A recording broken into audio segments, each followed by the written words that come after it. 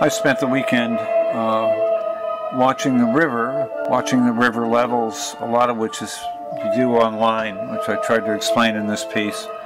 And I also went down and looked at it. It's a pretty awe-inspiring sight to see this enormous lake where there was none before.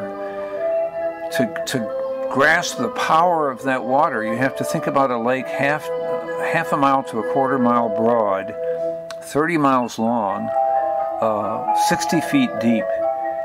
If those levees were to breach, all of that water would go straight into downtown like a cannon, a 50 to 60 foot wall of water. When you watch them tweaking this online, it's a team of engineers in the region trying to balance this system of reservoirs to prevent disastrous flooding upriver and obviously in the city. To grasp the concept of the toll road they want to build, you need to look at these bridges and realize that the toll road's going to have to go under that bridge but stay out of the water.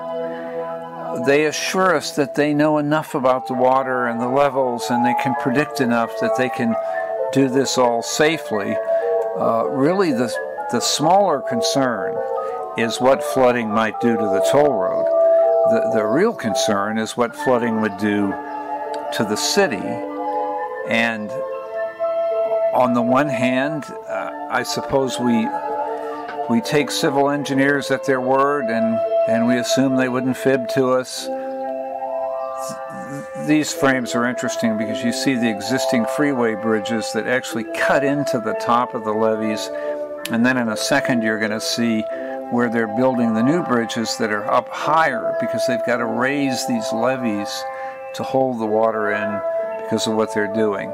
As I was saying, on the one hand we have to trust experts at some point. On the other hand, you know, Katrina in New Orleans was a failure of the experts and of the policymakers.